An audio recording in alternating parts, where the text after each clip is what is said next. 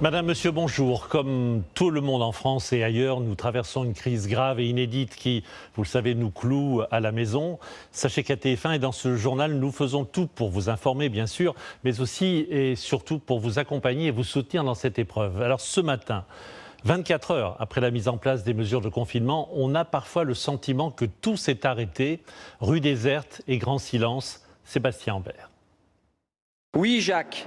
Je suis ici à Lille avec Gauthier Delobette, mon caméraman, et écoutez, nous sommes dans les rues désertes, le silence est assourdissant. Les bruits de la ville ont presque disparu. Envolés les talons qui claquent sur les pavés du Vieux-Lille, les voitures se sont tues et les rares passants rencontrés sont impressionnés. En fait, je n'en étais pas vraiment rendu compte parce que j'étais pas sortie. Mais c'est vrai que maintenant que vous me le dites, ouais, spécial. Ça fait du bien. Ça fait du bien, c'est calme, c'est reposant. Et puis, comme si la nature reprenait ses droits, là où il y a des arbres, on entend les oiseaux gazouiller et les pigeons roucouler.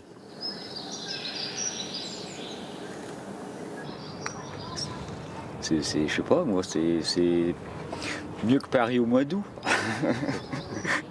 On n'est pas pollué par les bruits et par tout ce qui peut bouger. Du coup, on est beaucoup plus attentif. Ça, c'est assez, pour l'instant, appréciable. Le silence est tel que l'on pourrait presque suivre la conversation téléphonique de ce jeune homme, pourtant installé à son balcon. Quand la ville prend des accents de la campagne, certains urbains sont angoissés. C'est un peu bizarre quand même, quoi. Faudrait pas que ça dure trop longtemps. Il n'y a plus de vie. La vie s'est arrêtée, en fait. Une vie en ville, encore jamais vécue à Lille, désormais envahie par le silence. Et à situation exceptionnelle, moyens exceptionnels. Jean-Pierre, vous êtes en forme, mais vous êtes confiné chez vous. Alors si vous êtes d'accord, on vous retrouvera à la fin de ce journal. Pourquoi ? Pour voir avec vous comment on vit cette situation. Oui, tout à fait. On se C'est retrouve à bon ? la fin du D'accord. journal pour faire le trésor à la maison, comme chez vous. Exactement. Vos journaux sont aujourd'hui encore à l'unisson avec à la une de Presse Océan, ces rues désertes et ce grand silence, comme le disait Sébastien Ambert. Une France à l'arrêt, titre Paris-Normandie. Et c'est vrai qu'il faut vivre autrement, comme le dit le bien public. Et aussi ces contrôles qui se renforcent aujourd'hui, comme vous le voyez à la une de l'Est républicain et du Maine libre. Enfin, le Haut-Rhin, où la situation devient dramatique. Et c'est là-bas que nous partons tout de suite. Le Haut-Rhin, où l'armée est appelée en renfort dans les hôpitaux complètement saturés. Un avion sanitaire est arrivé à Mulhouse il y a un peu plus d'une heure pour assurer le transfert de 6 patients atteints du coronavirus jusqu'à Toulon et sa région. Une première à laquelle ont assisté en exclusivité Philippe Vogel et Eric Schins. Dans un état grave mais stabilisé, les premiers patients sont évacués du service de réanimation, direction l'aéroport de Bâle-Mulhouse, pour être pris en charge dans un avion militaire. Au total, ils sont 6 malades Covid-19 à avoir été évacués ce matin des hôpitaux de Mulhouse et de Colmar. C'est une possibilité qui est importante pour nous effectivement de libérer des lits pour faire la place aux patients qui continuent à arriver. Hier, nous avons transféré 9 patients sur des réanimations de la région par le biais d'une noria d'hélicoptère. Ça fera au total 15 patients, 15 lits qui seront libérés. Et sur ces 15 lits, les 3 quarts sont déjà occupés. Depuis quelques jours, avec l'afflux massif de malades contaminés, le service de réanimation est saturé. À Mulhouse, le personnel soignant est à bout de force. Ça fait maintenant bientôt 3 semaines qu'on est dans cette situation-là. Et autant en réanimation que dans toutes les unités de soins et qu'aux urgences, nous avons des personnels qui s'épuisent progressivement. Aujourd'hui, nous accueillons du personnel de la réserve sanitaire qui va venir renforcer nos effectifs et permettre à certains de souffler. D'ici quelques jours, un hôpital de campagne sera installé pour soulager le personnel soignant de Mulhouse. En provenance de la Marne, le matériel de réanimation a été épuisé dans les réserves stratégiques de l'armée. Pour nous, mais surtout pour les patients, une excellente nouvelle parce que ça va permettre effectivement 30 lits de plus pour soigner des gens du territoire. Oui. Qui seront à proximité immédiate de l'hôpital, j'imagine. On y travaille le plus proche possible de l'hôpital, oui.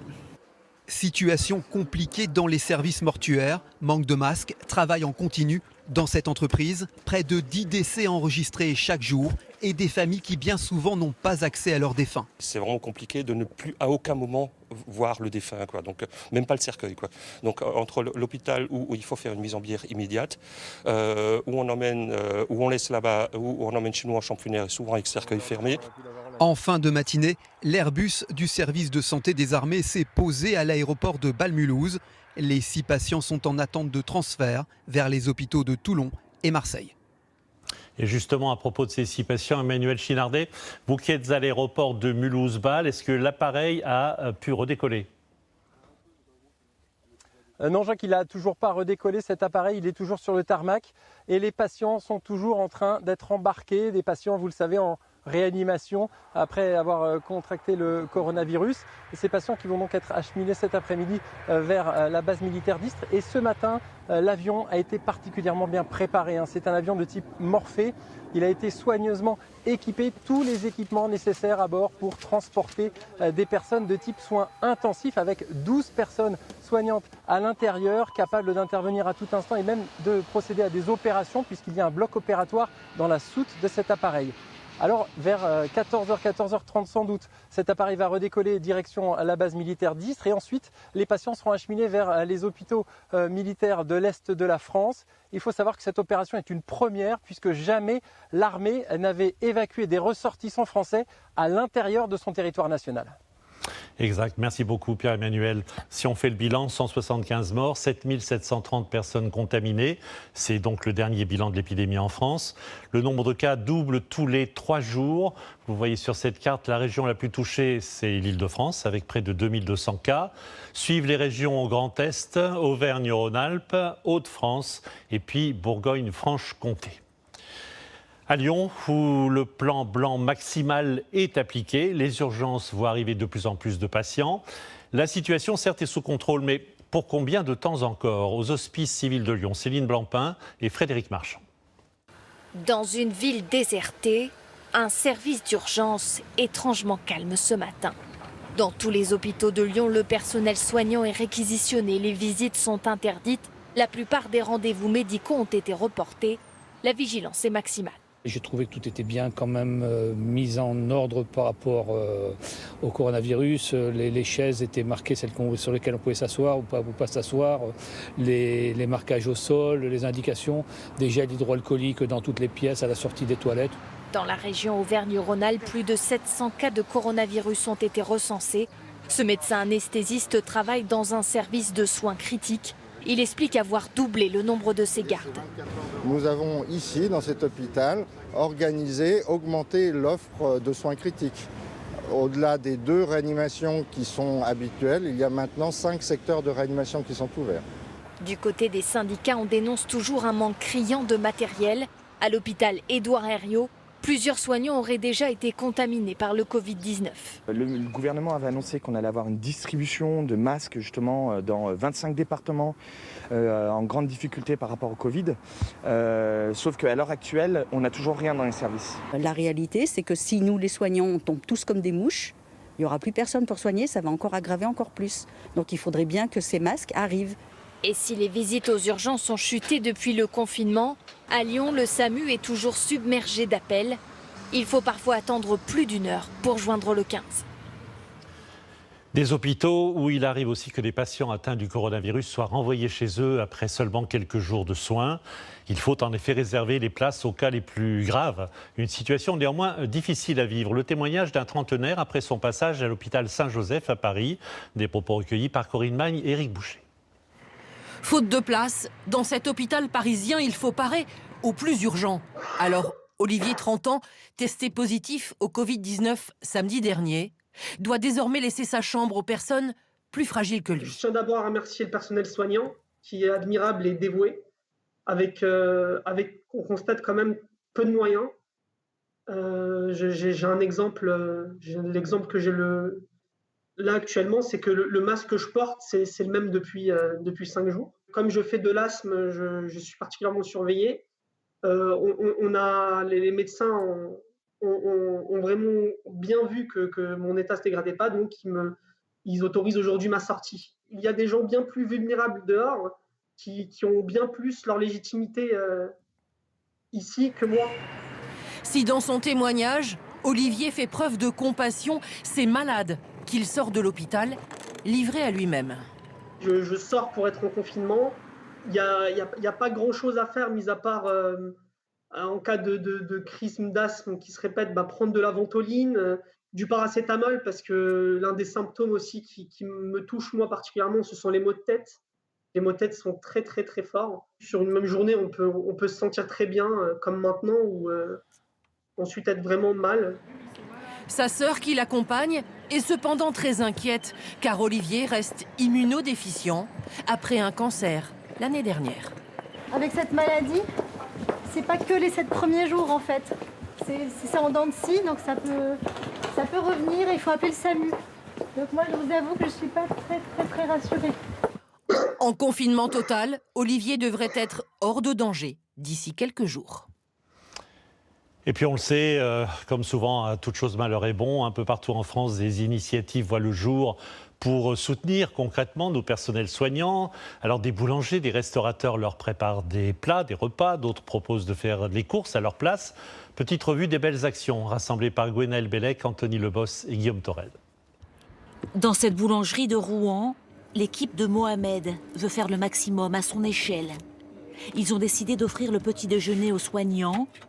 Plusieurs ambulanciers sont déjà passés ce matin. Ils sont très contents d'avoir un café chaud avec le croissant ou le pain au chocolat. Si on n'est pas solidaire avec eux, on ne le sera jamais. On ne peut pas se permettre de rester dans notre coin, c'est quand même de l'alimentaire. Une entraide qui commence à s'organiser. À Agen, ce restaurateur n'imaginait pas un instant ne rien faire. Il propose des plateaux repas gratuits que les soignants viennent chercher devant l'établissement. C'est un élan de solidarité. On a beaucoup de nos clients qui font partie du personnel soignant, que ce soit la clinique, Saint-Hilaire, Calabé, l'hôpital d'Agen, les ambulanciers, les pompiers. Avec ses 2 collègues, ils ont déjà préparé 160 paniers repas comme celui-ci. On a une sauce tartare aux épices et on donne ça avec une portion de fromage, un gâteau opéra, un fruit. On a des infirmières libérales qui nous contactent. Je crois qu'elles ont entre 20 et 30 visites par jour. Les gens n'ont pas le temps. Ils travaillent 12 heures de rang. Je pense qu'ils sont débordés. Partout sur les réseaux sociaux, des groupes de soutien apparaissent avec des offres. Mariam propose son aide pour faire les courses de soignants. Si cela peut soulager leur quotidien, dit-elle avec un mot d'admiration. Beaucoup proposent des services pour sortir les animaux ou cuisiner pour les personnels médicaux. Certains répondent et acceptent une aide bienvenue, comme cette aide-soignante, mère de 2 enfants. Elle demande si on peut lui acheter des couches et du lait. Et puis il y a cette tradition venue d'Italie qui consiste à se mettre à la fenêtre pour applaudir et remercier justement ces personnels soignants. Un appel a été lancé sur Internet pour renouveler l'opération tous les soirs à 20h entre Nice et la région parisienne. Julien Garel et Didier Laborde. 20h hier soir, des applaudissements viennent rompre le silence des rues dépeuplées. Sur ces images tournées en région parisienne, ils sont des centaines à leurs fenêtres, à leurs balcons, à communier pour dire merci au personnel médical. Benjamin est l'un des initiateurs de ce mouvement en France. Il a été inspiré par ces mêmes scènes en Chine, en Italie et en Espagne. C'est cette vidéo qui m'a donné envie de communier de la même façon et de diffuser l'image. Il faut que ça devienne une bouffée d'air, il faut que ça nous donne quelque chose dans la journée de positif, d'avoir envie de sourire, juste relâcher un peu la pression et de se dire voilà, on est ensemble, on est tous dans la même galère. Une initiative très appréciée par cette pharmacienne. On se sent considérés et on sent que les personnes vraiment nous soutiennent et nous remercient de prendre soin d'eux au final. Ça fait chaud au cœur de sentir qu'on est soutenu par la population. Et unanimement salué par les habitants ce matin. Moi je trouve que c'est exceptionnel, je trouve qu'il faut les encourager parce que vraiment ils sont dans le danger et puis ils s'occupent des autres. Il faut absolument qu'on le fasse pour leur montrer notre amour. Pour vous dire, ce matin j'étais sur Facebook et j'ai vu ces images d'applaudissements et carrément j'ai les larmes aux yeux, tellement que ça m'a touché.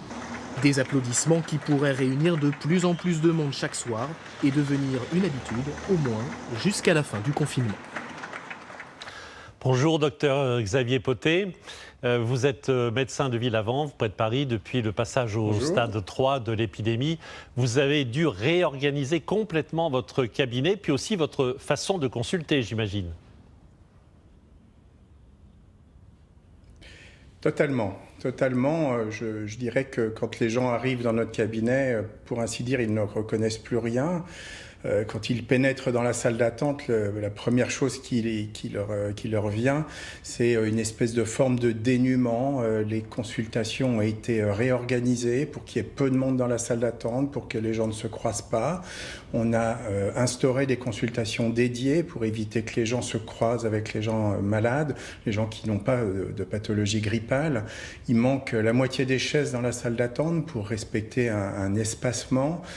Tout le mobilier superflu, enfin qu'on a jugé superflu a disparu, les tables, les portes-revues, les plantes artificielles, le mobilier des enfants, tout est parti. Les patients sont relativement épars. Il y a des affiches qu'ils ne connaissaient pas sur les portes, sur les murs. Le sas est ouvert, on ne le ferme pas pour pouvoir couper la ventilation et éviter la circulation d'air à certains moments quand on fait ces consultations dédiées. Ça, c'est tout ce qui se voit. Et quand la personne arrive, elle est impactée par ça. Elle a l'impression que notre salle d'attente aussi s'est arrêtée quelque part. Ensuite, il y a la prise en charge patient. Le patient cogne à la porte. S'il est suspect d'être touché par le coronavirus, on lui met tout de suite du gel hydroalcoolique dans les mains. Il s'équipe lui-même d'un masque chirurgical. Ensuite, il rentre. Il s'aperçoit que les chaises devant notre bureau sont même reculées inhabituellement. Les gens ont l'habitude d'une promiscuité avec leur médecin, je dirais. Et même ça, cette distance s'est imposée aussi. Ils ne doivent pas poser de choses sur le bureau. On leur dit. On leur explique que les... Et pour les auscultations, vous prenez aussi des garanties, aussi modifiée. Des précautions. Oui. Donc la consultation, l'auscultation elle-même a changé. Oui, parce que c'est un poste justement... Ah, complètement. C'est un des moments cruciaux où on risque d'être exposé nous-mêmes. Du coup, on a réorganisé cet examen clinique. Il y a des postes sur lesquels on ne le fait plus. On a eu un gros débat, par exemple, au sujet de l'examen de la gorge. On s'est finalement dit que quelqu'un qui a une infection ORL a de toute façon la gorge rouge, ça ne change rien. On ne retire pas le masque chirurgical pour aller mettre son nez à 30 cm de qu'on pourrait appeler l'origine du mal, si vous me permettez. Et surtout, il y a des choses qu'on ne fait plus. On ne prend pas la tension, par exemple, si le patient n'a pas de signe évocateur de perturbation de la tension, parce que mettre un tensiomètre sur un bras dans lequel le patient tousse, c'est évidemment contaminer le tensiomètre. Merci beaucoup, docteur. On pratique un examen... Je vous en prie. Merci beaucoup pour ces explications. Et on imagine effectivement que pour vous aussi, le travail est beaucoup plus compliqué. Sachez d'ailleurs qu'un numéro vert est à votre disposition pour répondre à toutes vos questions sur ce coronavirus. C'est le 0800 130 000. Et puis de son côté, LCI a mis en place sur son site internet lci.fr ce qu'on appelle un chat. Vous pouvez poser toutes vos questions sur ce coronavirus et ses conséquences aussi au quotidien. Toutes les réponses se feront immédiatement et en direct. Alors, avec les généralistes, comme le docteur Potet, les pharmaciens, eux aussi, sont en première ligne. On leur demande essentiellement du gel antivirus, il n'y en a plus. Des masques, ils commencent seulement à arriver et sont réservés au personnel soignant. Et puis du paracétamol, dont les ventes sont aujourd'hui limitées. À Paris, Julien Roux, Benoît Cristal et Guillaume Aguerre. Bonjour, essayez vraiment de garder un mètre entre vous. Oui, s'il vous plaît. Rappel à l'ordre devant cette pharmacie parisienne ce matin. C'est pour vous, c'est pour les gens aussi. Et une fois à l'intérieur, les clients doivent aussi se plier à une nouvelle règle. Donc, une boîte par personne. Voilà, donc c'est bon. Une boîte maximum de paracétamol par patient, ne présentant aucun symptôme. Et 2 boîtes en cas de fièvre ou de douleur. La mesure est bien acceptée par les clients que nous avons rencontrés. Oui, je trouve bien que ce soit limité quand même. Ouais. Parce qu'il faut garder pour ceux qui en ont besoin. C'est normal. Et voilà pourquoi on en est arrivé là. J'ai quelques personnes qui sont venues pour une dizaine de boîtes. Pas pour se soigner, mais par peur de manquer. C'est un peu comme les pâtes et le papier toilette, j'ai l'impression.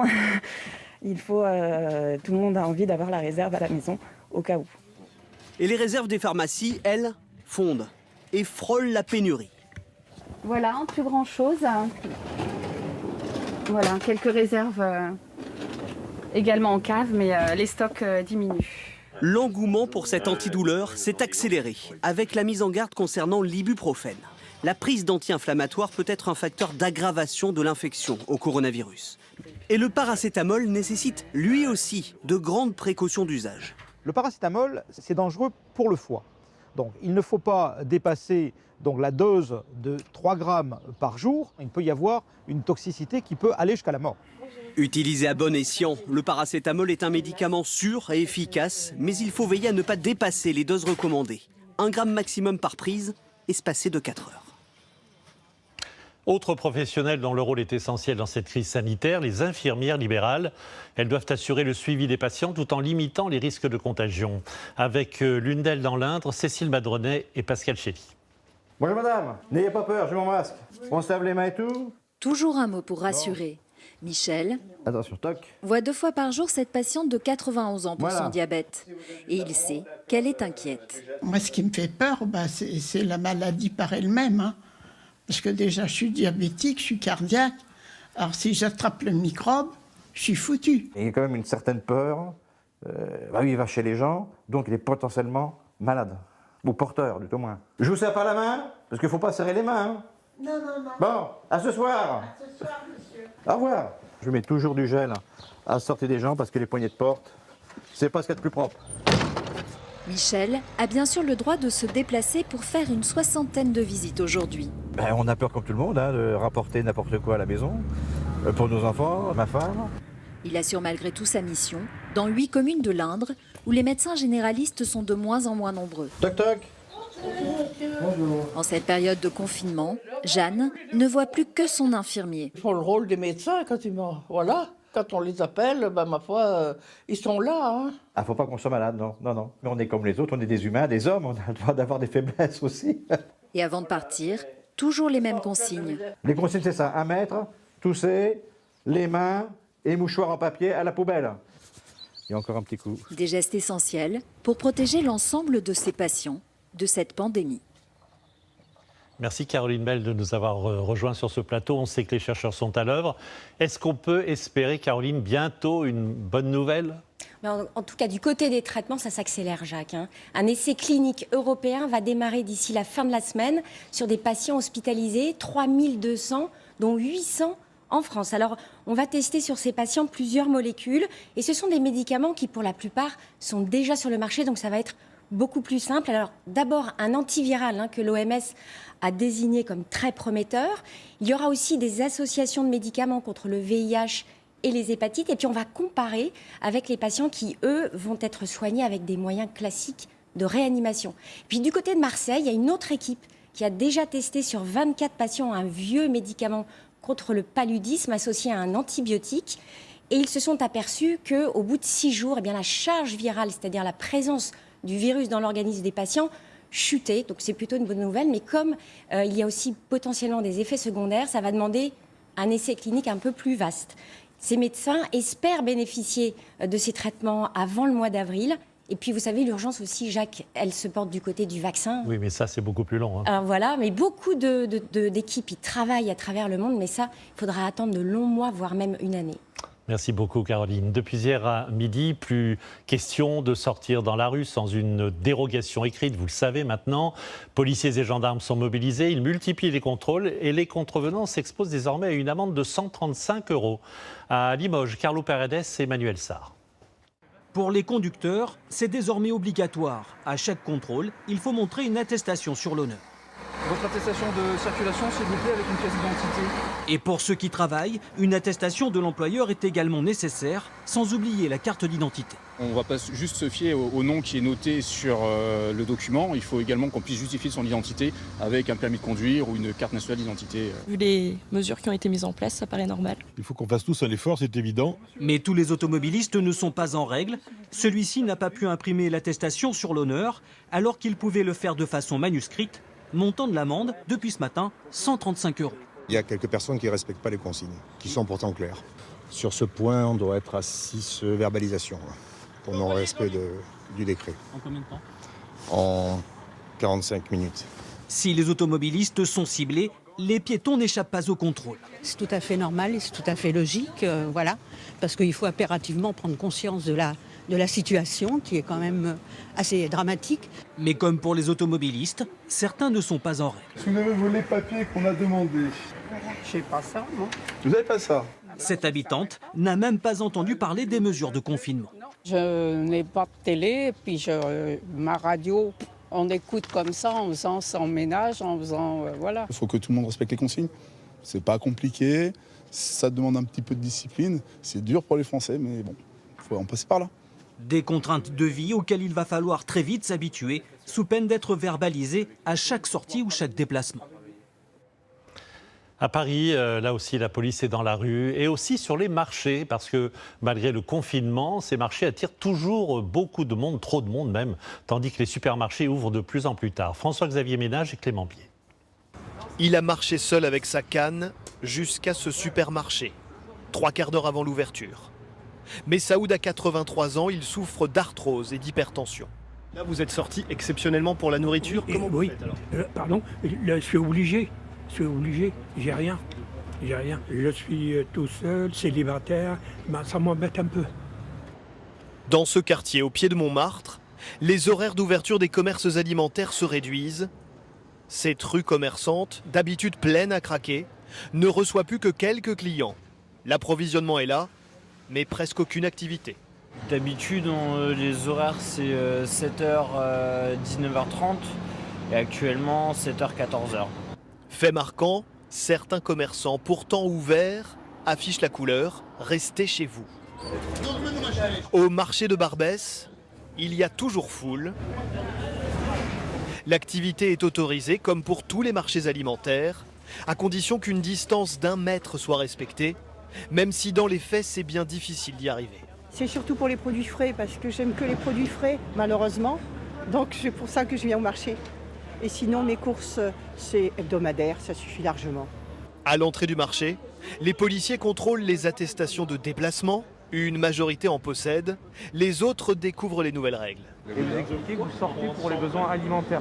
Vous datez et vous signez. Ah, donc je retourne chez moi pour faire ça. Vous faites un manuscrit. Voilà. Je ne savais pas qu'il fallait, pour aller à mon marché, qu'il me fallait déjà. Donc je retourne chez moi pour écrire et ressortir.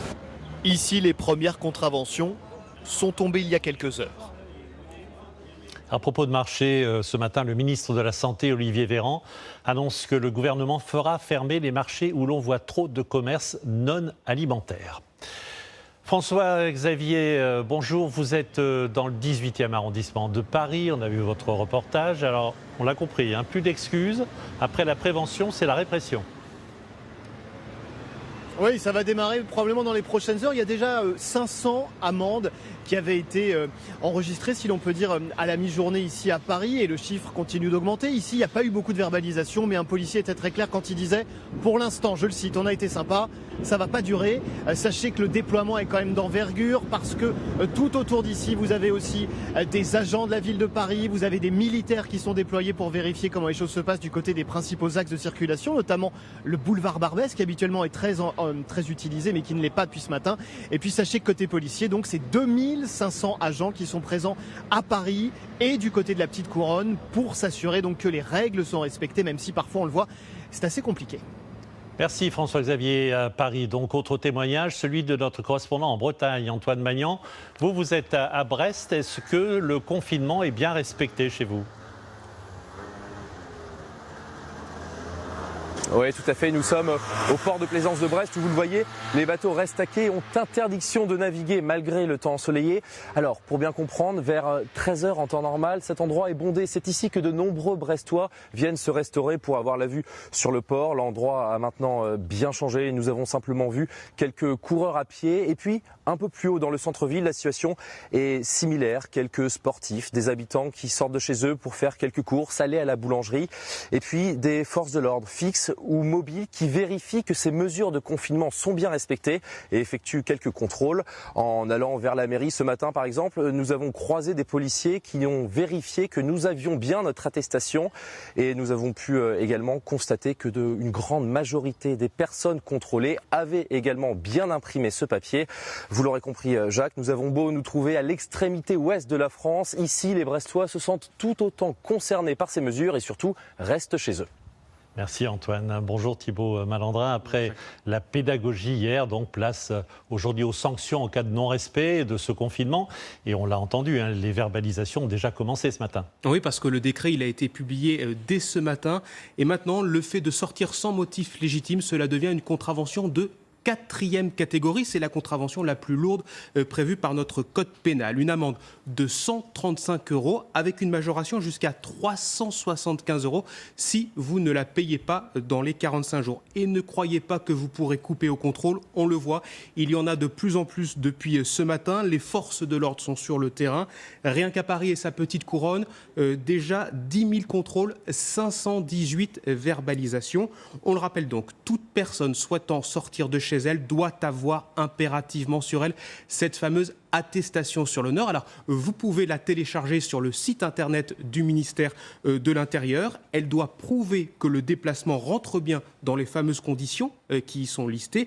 Attention, seule l'attestation imprimée et signée est valable, ou alors une attestation rédigée sur papier libre. C'est très important, les attestations sur téléphone, qu'il s'agisse d'une photo ou d'un fichier PDF, n'ont absolument aucune valeur juridique. Vous voilà tous prévenus. C'est très clair Thibaut, on a bien compris. Une question qui préoccupe beaucoup de familles aussi.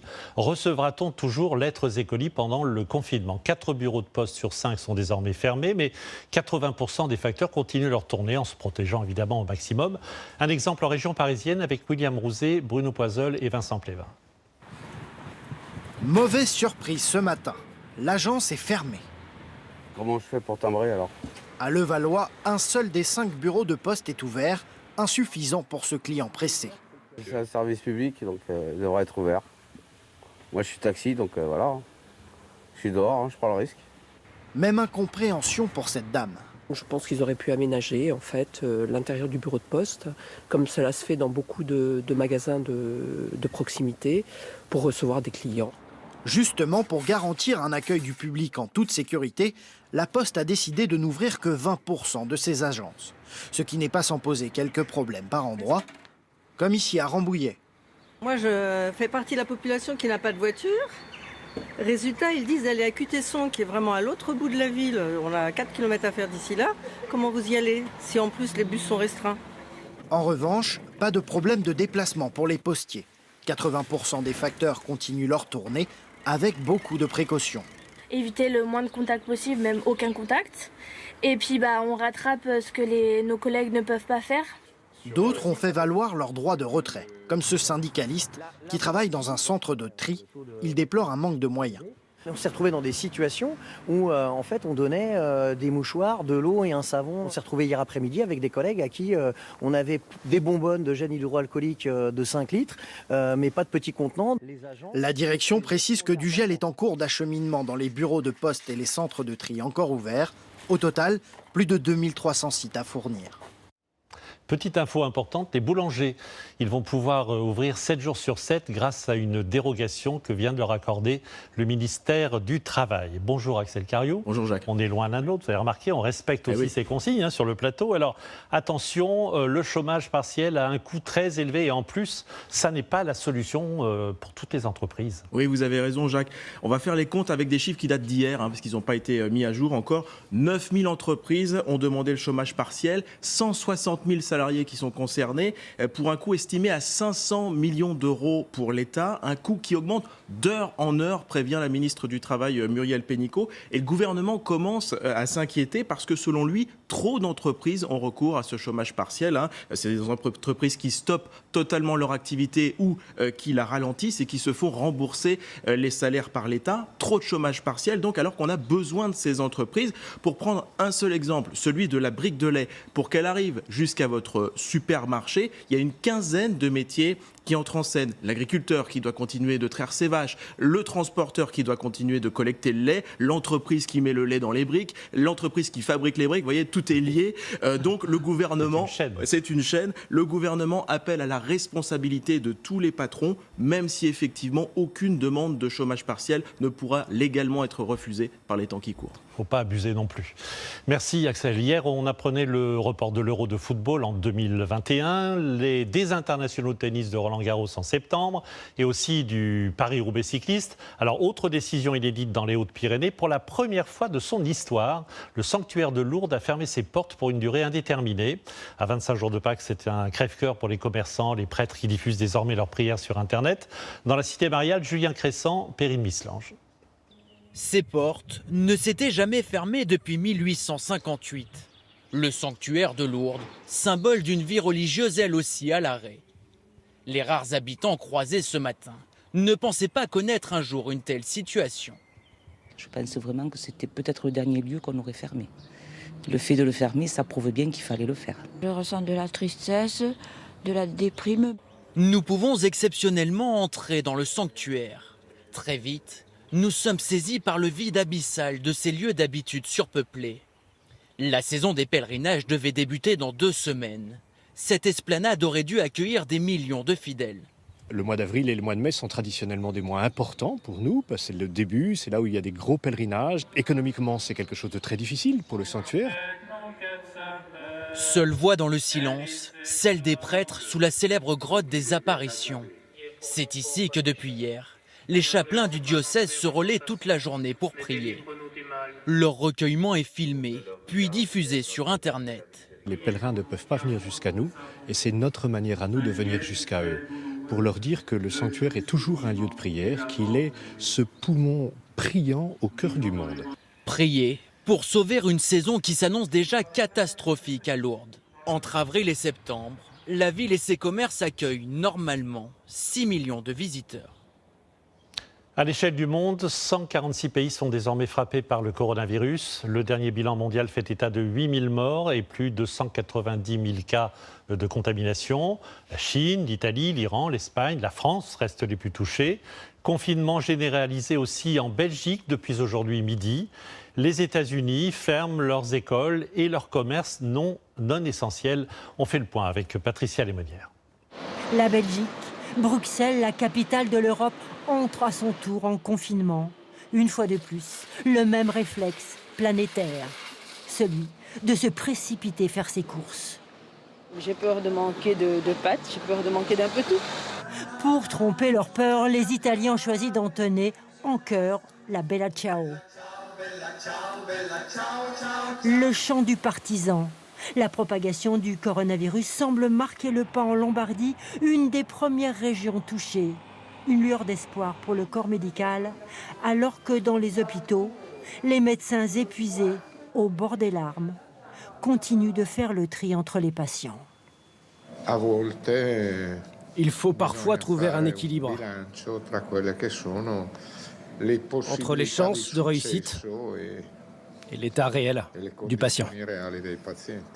Douleur aussi en Espagne, dans cette maison de retraite de Madrid, où 15 pensionnaires sur 70 sont morts, contaminés par le Covid-19. Ceux qui travaillent ici sont en train d'y laisser leur peau. Il y a trop de gens contaminés à l'intérieur. De l'autre côté de l'Atlantique, aux États-Unis, c'est un peu le chacun pour soi. En Floride, on profite du beau temps, alors qu'à San Francisco, les habitants sont priés de rester chez eux. Des mesures qui suscitent parfois l'incompréhension. En Iran, les radicaux refusent les fermetures de mosquées. Quittons l'Iran pour le Brésil, qui ferme à son tour ses lieux publics. De plus en plus de pays se protègent, à l'image de la Côte d'Ivoire, qui vient de fermer ses écoles. À situation inédite, journal inédit et rubrique inédite aussi, le 13h à la maison. Avec vous, Jean-Pierre Pernaut, est-ce que tout se passe bien chez vous ? Mais tout se passe bien, mon cher Jacques. Comme ça, s'il arrive quelque chose au bureau, moi, je suis tranquille chez moi. Je respecte les règles de confinement. Le 13h à la maison pour remplacer l'hiver du 13h, pour être au plus près de vous, de ce que nous vivons tous depuis hier. On se réveille le matin en se demandant comment on va bien pouvoir occuper la journée. Et pourtant, en France, on a un spécialiste. Il a passé 6 mois dans quelques mètres carrés de la Station spatiale internationale, eh bien Thomas Pesquet, qui est confiné lui aussi, s'est amusé sur Internet à nous donner quelques conseils et c'est bien utile. Écoutez-le. Comme tout le monde, je pense que je vais passer pas mal de temps à lire, peut-être revoir des classiques, mais je peux même vous donner des conseils de lecture, si vous voulez. Pour ceux qui ont les enfants à la maison, bon courage, c'est pas forcément facile, mais là encore, j'ai quelques suggestions de loisirs créatifs. Ah, mais je sais plus où ça va, ça. Voilà, des loisirs créatifs, des jeux de société. Comment s'occuper à la maison, c'est une chose. Comment y rester quand on doit garder ses enfants et qu'on ne peut pas faire de télétravail? Beaucoup de gens se posent cette question, mais il y a une seule solution, c'est que l'employeur demande pour vous un arrêt de travail. C'est ce qui est arrivé avec une dame qui garde ses 3 enfants à Mornan, dans le Rhône. Et elle est avec Céline Blancpain et Frédéric Marchand. Fini les embouteillages pour se rendre à Lyon le matin. Ça va être carottes, courgettes, pommes de terre avec un peu de poulet. Depuis lundi, Naïma, conseillère à Pôle emploi, est en arrêt de travail. Un dispositif créé en urgence par le gouvernement pour permettre à l'un des 2 parents de garder les enfants. Mon mari travaille déjà, donc ça ne va pas être possible. Et puis, comme M. Macron nous l'a dit, il faut éviter de les apporter aux grands-parents. Mais pour Cyrine, Iliès et Yanis, pas question de s'amuser. Dès 9h, c'est maman qui fait la classe. Sa maîtresse nous a envoyé un mail hier en nous disant qu'elle nous avait mis des devoirs pour faire la semaine. Un rôle pris très au sérieux, car le plus grand doit passer le brevet en fin d'année. C'est plus compliqué qu'en classe, parce qu'il n'y a pas les profs qui sont là pour nous aider. Comme papa et maman, ils ne sont pas profs, donc c'est plus compliqué. Pour moi, j'ai envie d'aller jouer au Playmobil, mais je suis obligée de faire mes devoirs parce que c'est quand même pas des vacances. Ah oui, c'est dur, parce que déjà, je pourrais plus jouer avec les copains. Les parents comme Naïma sont indemnisés par l'assurance maladie dès le premier jour d'arrêt. J'ai la chance d'avoir quand même un ordinateur de travail à la maison, donc quand j'ai un peu de temps, je regarde quand même ce qui se passe et j'essaye de répondre à mes usagers. Plusieurs fois par jour, les enfants profitent d'une courte récréation dans le jardin. Pour Naïma, impossible de savoir dans combien de temps elle retournera au travail. Voilà, des millions de Français confinés, mais avec quelques autorisations de sortie, vous le savez. Faire ses courses, par exemple. Eh bien, on va retrouver en direct notre ami Patrice Roubaud, juste en bas de chez lui, à Ajaccio. Patrice, avec Philippe Pelletier, vous êtes en train d'aller acheter une baguette. Exactement, Jean-Pierre, je viens de descendre de mon appartement et bien sûr je me suis équipé de l'attestation de déplacement dérogatoire. Elle est obligatoire pour aller voir mon boulanger et plus particulièrement voir l'alimentation qui se trouve juste en bas de chez moi. Et puis sachez qu'il y a une ambiance assez spéciale ici puisque vous le savez, aujourd'hui il devrait y avoir des milliers d'Ajacciens dans les rues puisque c'est la fête, la Petite Madone qui a protégé de la peste pulmonaire en 1656 la ville d'Ajaccio. Voilà, et donc aujourd'hui, j'ai pu constater hier soir qu'il y avait des gens qui mettaient des bougies aux fenêtres, qui chantaient le Dio vi salve Regina. Il y a une ambiance très particulière. Alors, vous venez avec moi, j'arrive à la boulangerie et je vais demander à mon boulanger, à Sébastien, bonjour Sébastien, de me donner une baguette. Pour l'instant, il n'y a pas trop de monde et c'est assez calme, hein, Sébastien. C'est assez désertique, oui. Après, la consigne est respectée. Bon. Et on fait rentrer les gens un par un et ils attendent dehors avant. Donc une baguette. Merci Sébastien. Voilà, je prends ma baguette Jean-Pierre et on se retrouve chez vous. Et profitez, puisque vous êtes dehors un instant, du soleil de la Corse. Fait beau presque partout. N'oubliez pas votre attestation. Il faut l'avoir toujours à la main et la changer à chaque fois. Et il faut avoir un motif valable. On vit tous une situation insolite, c'est pas facile. Mais depuis quelques heures, vous l'avez peut-être constaté si Internet marche chez vous, des milliers de Français multiplient des initiatives pour aider les autres. Quelques-unes de ces belles idées regroupées par Michel Izard. Comment ça va là-haut? Comment ça va là-haut? Allons-y, à l'ancienne. Dans cette rue de Paris, on connaissait le paiement sans contact. Voilà Monique, je vous mets pour le petit chat. On découvre la solidarité sans contact avec les voisins solidaires. Alors madame, vous sortez pas de chez vous là alors? Non, je suis confinée. Sur les réseaux sociaux, les actions continuent à se multiplier. À Brest, à Nice, à Haguenau, des gens proposent leurs services. Face à la pénurie de masques et de gel, à Bordeaux, les tatoueurs donnent leur stock aux soignants. Et à Grenoble, cette initiative couturière. Je fabrique des masques pour les personnels soignants de l'EHPAD où est ma mère. On voit fleurir des invitations à sortir de la morosité tout en restant chez soi. Comme en Espagne où au même moment un orchestre éparpillé a joué l'hymne à la joie.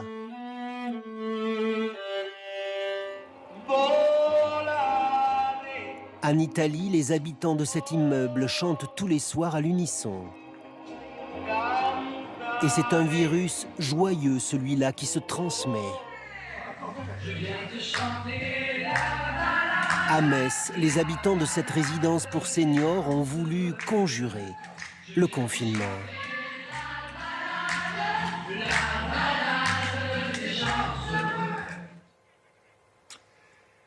C'est formidable, toutes ces initiatives. Et puis n'oubliez pas, ce soir comme hier, c'était impressionnant.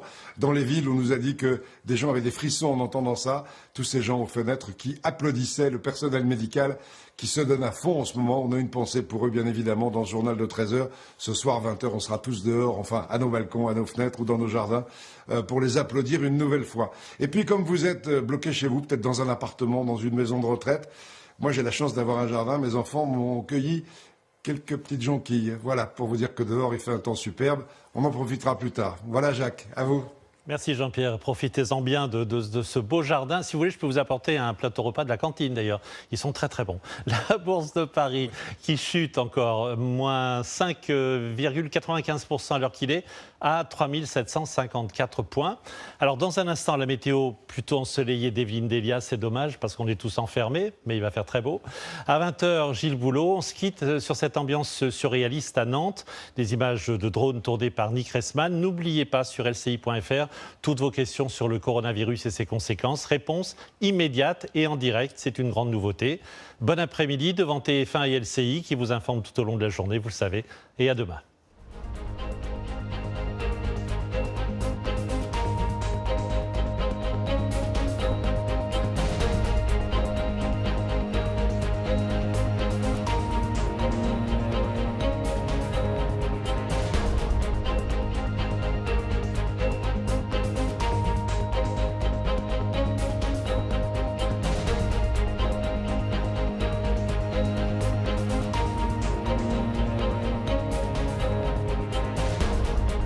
Retrouvez toute l'info sur LCI, canal 26.